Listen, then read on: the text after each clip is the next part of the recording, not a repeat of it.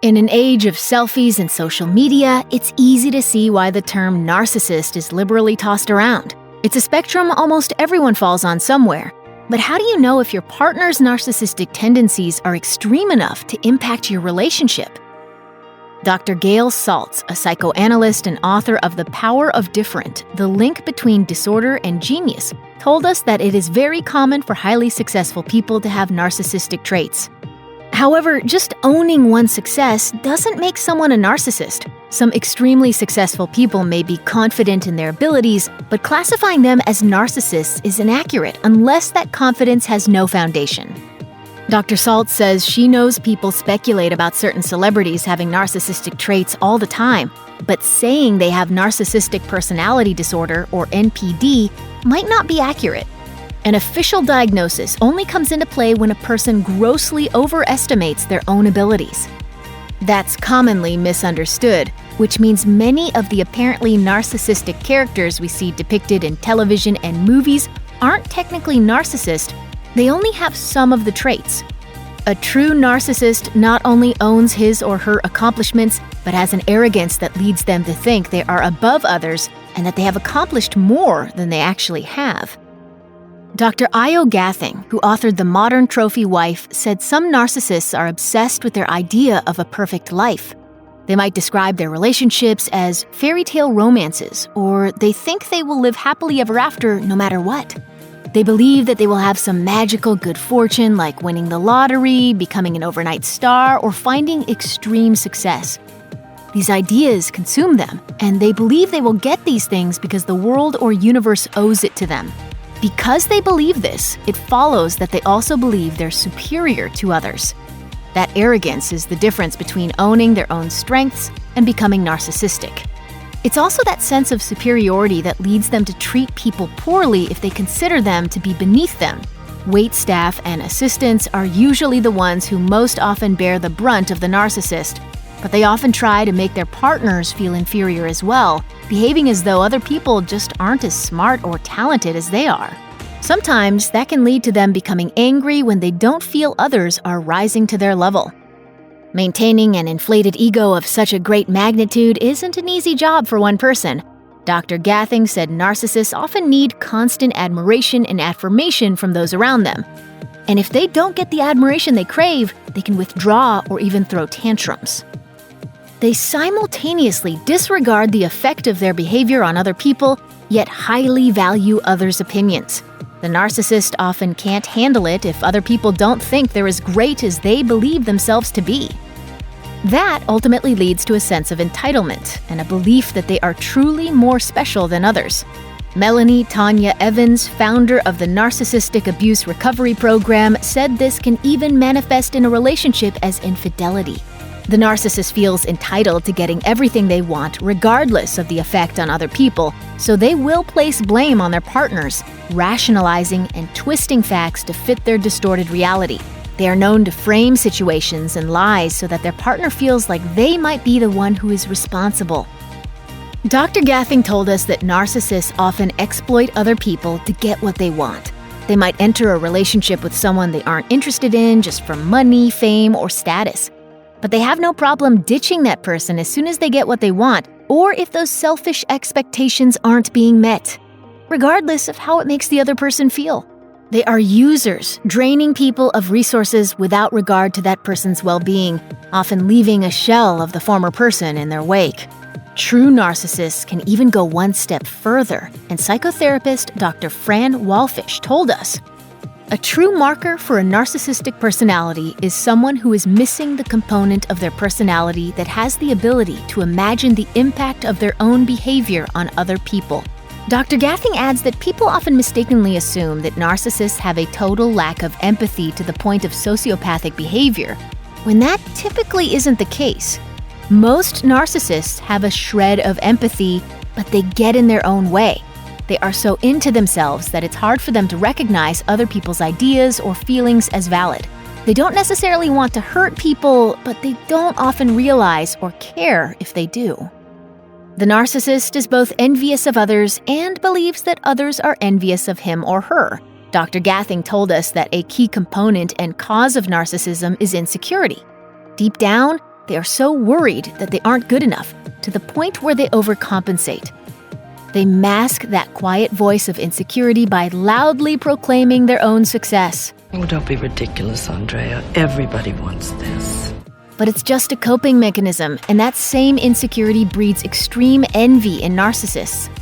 Most of them truly don't think they are successful or beautiful or powerful enough, so when they see another person succeeding, it's like salt in that insecure wound.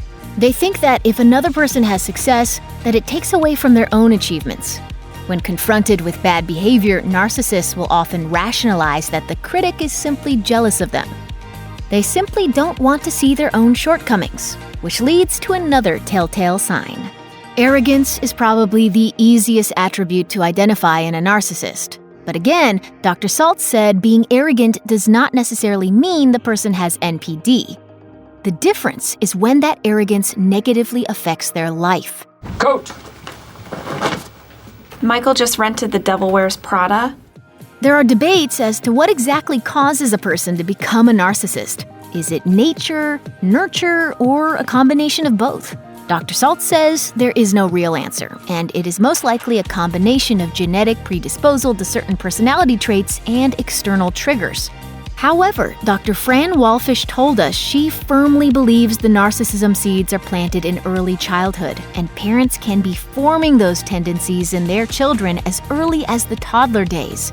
Either a parent is too harsh on the child, never being satisfied with anything the child does to the point that their love feels conditional, or they are too indulgent, building a false sense of entitlement.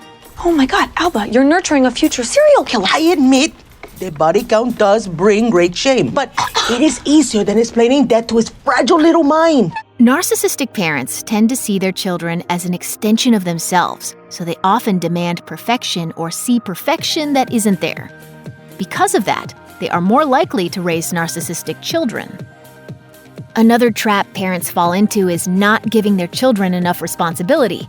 Dr. Fran Walfish says that those who escape these responsibilities during childhood become adults who harbor a sense of entitlement, which could potentially lead to them becoming narcissists. They have an expectation for others to pick up their slack. Dr. Walfish said the personality begins to truly take shape by the time the child is 7 years old.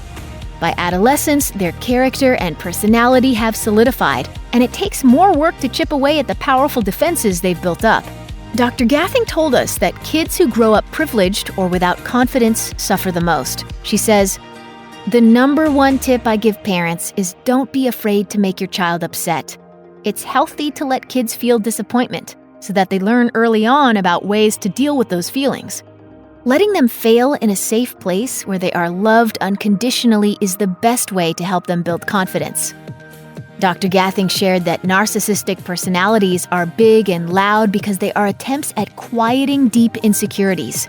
At the core of every narcissist is someone who is hurting. She said narcissists by nature don't take criticism well, and they commonly lash out at the person who is trying to help them. They often suffer from addiction because they try to use something they can control to mask their pain. It's like a person whose leg is caught in a bear trap, but they pretend that the trap is a fancy accessory. When someone tries to call them on their behavior, it's a direct jab to that injured leg, and they'll often lash out with all their might, not unlike a wounded animal. It's almost a fight-or-flight instinct for them to try and defend that injury. If someone in their life tries to tell them that they might have a problem, narcissists often fly into a rage and, instead, say anything they can in order to hurt that other person. In some cases, they completely shut that person down and refuse to talk to them. You're the meanest person I've ever met. I'm scared to come out of my room most mornings because I don't know what you're going to say to me. Really? Yeah. First, Dr. Salt says it's impossible to diagnose NPD without proper evaluation from a professional.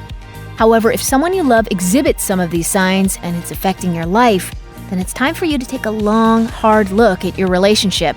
Melanie Tanya Evans told us that once a person has determined that he or she is in any type of abusive relationship, the first step is to seek therapy. And not necessarily therapy for the narcissist. Self-empowerment is the best tool for a person who is dealing with a narcissist. By nature, narcissistic behavior tears others down. And it's hard not to listen when someone constantly berates you or points out your faults.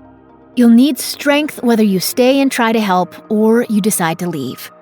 Confronting a narcissist is like going into battle. It's the ultimate example of tough love, and Evans says the first order of business is to do some emotional strength training to empower yourself and build up the self-confidence that the narcissist has broken down. The second part is to make sure you have a support network of trusted family and friends to lean on. Dr. Gathing says to be prepared for the narcissist to lash out when confronted, but to stay strong and don't take what they say to heart. Realize this is a wounded person who is reflecting their own self-doubt and self-loathing back onto you. Evans says partners who are being abused should make sure they have money and living arrangements secured in case they need to leave. They should see a domestic violence agency for advice and resources, and they should also be prepared for a volatile aftermath. Preparation is the key to overcoming the brutal backlash. Dr. Salt says narcissistic personality disorder is one of the most difficult disorders to treat simply because the very nature of the symptoms prevents people from seeing the benefit of treatment. One approach is to have their circle of friends, family members, and coworkers gently show them concrete ways that the disorder is harming them. Talking about how it's impairing their work and relationships or how it's resulting in constant anger or depression can sometimes nudge the sufferer in the right direction. But Dr. Saltz stresses that it is very hard to get someone to see these points without taking them as criticism. She usually sees NPD patients come to treatment for other problems like depression. They get tired of constantly feeling disappointed, and that extreme sense of self-preservation is sometimes what saves them. They can start treatment for depression, but an experienced therapist can begin to make progress on the narcissism at the same time.